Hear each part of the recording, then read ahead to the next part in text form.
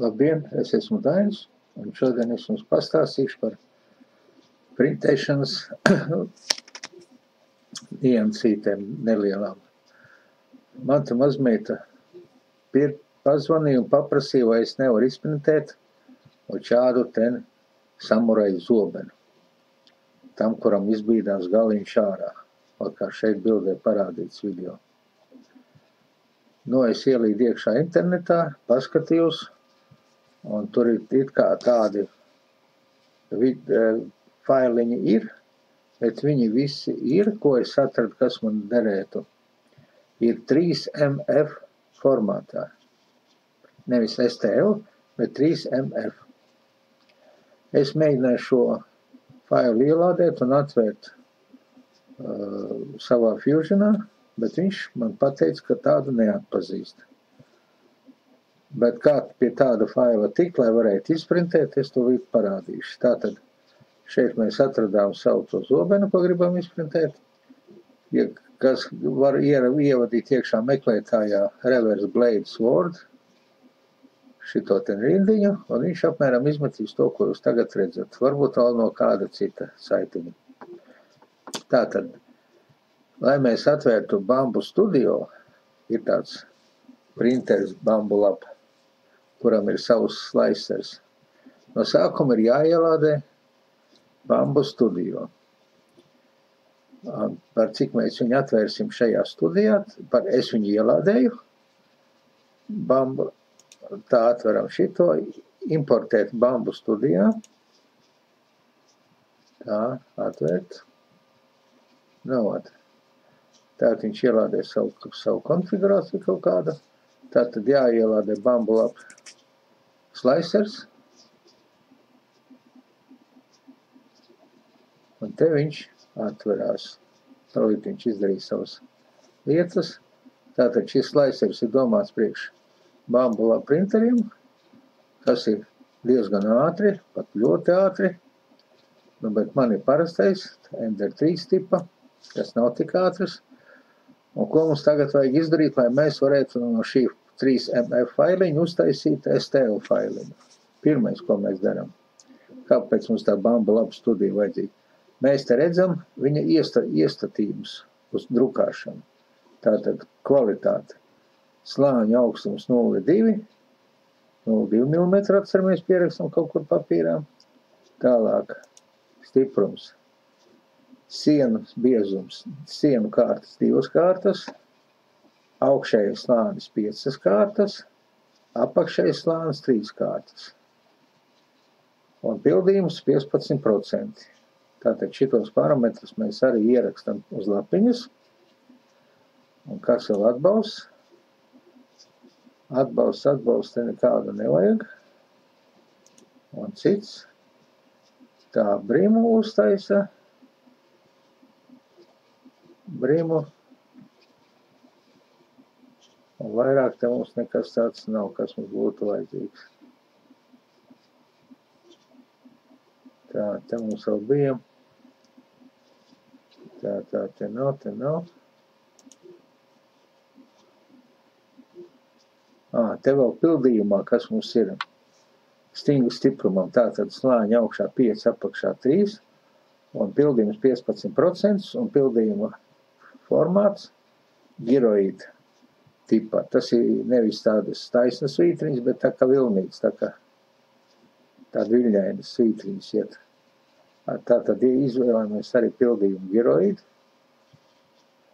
Un tā kā mēs esam šitos visus parametrus nofiksējuši, mēs ejam iekšā augšā failā. Eksports. Eksportēt objektu kā STL. Šito opciju. Nu, un tagad mums atverās mape. Un tagad mums vajag atrast vietu. Teiksim, es uz darba virsmas to uztaisīju. Un darba virsmā mums vajag uztaisīt jaunu mapīti. Teiksim, tā jauna mape. Nu, un mēs tā mapi nosauksim par jaunumi. Teiksim, jaunumi. Tātad mape mums ir izveidota. Atlasīt. Un tagad mēs ejam apakšā uz pašu sākumu. Šito mēs visu laižam lejā. Man ir mapīte jaunumi. Tātad atveru to mapi. Šeit mums iekšā ir mūsu zobens STL faila formātā.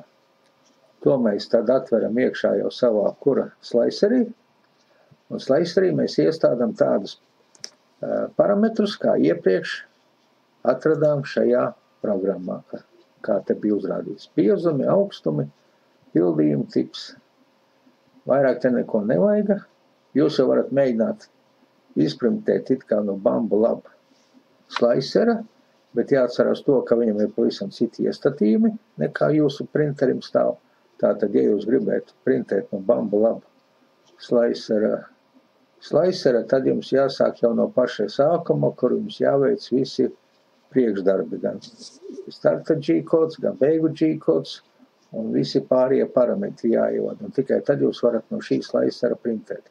Bet šajā gadījumā mēs šo sliceru izmantojam, lai 3MF failu pārveidotu printējamā STL failā.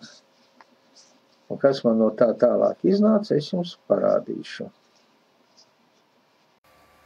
Un tā viņš printē zobena rokturi, un tam rokturim iekšā ir 3 vai 4 asmeņi. Ja es viņus dabūšu no turienes ārā, tad būs labi, bet kas tur sanāks, nezinu. Tādu variantu taisu pirmo reizi. Vēl palicis maz drusciņi, vēl kāda stundiņa printēsies. Tagad jau izprintējuši 20 cm, šitas te augstums. Tas te augstums, 20 cm. Nu tad redzēs. Nu tā, pēc 20 stundu ilgas printēšanas man iznāca tāds samurai zobens. Tas ir rokturis. Šitā viņam ir 20 cm. Te viņam ir tas galiņš, kur viss tās detaļas iekšā. Tad viss printējās vienā piegājienā. Un kā novicina, viņš pārvēršas pa tādu zobenu. O! Tev varbūt nav līdz galam. Tāds. Ar vienu vicināšanu viņš iznāk tāds ārā. Un tāpat viegli sajiet viss iekšā. Kā redzams. Tāds viņš ir 20 stundas. Par kvalitāti, nu teiksim tā. Viss ir kā gluds, smoks, tīrs. Tā kā mans paštaisītais printerītis, kad viņa maz drusciņ pieregulē, var uztaisīt tīri labas mantas. Tā te ir pats asmens.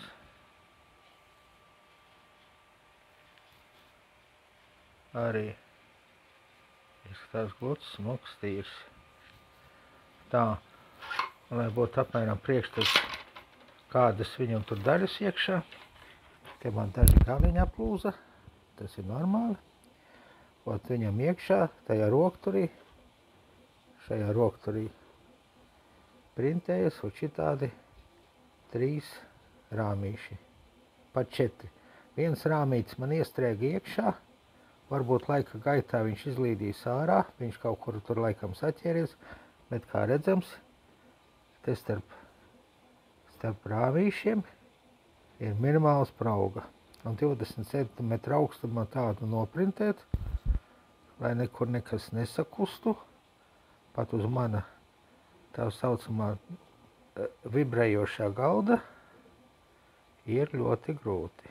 Tā kā kompjuters strādā labi. Es nebiju īsti pārliecināts, ka vai man izdosies, bet, nu, rezultāts ir acīm redzams. Garais rokturis un pirmā daļa. Tev otrs asmenīts izlīd ārā. Tas arī būtu viss pagaidām.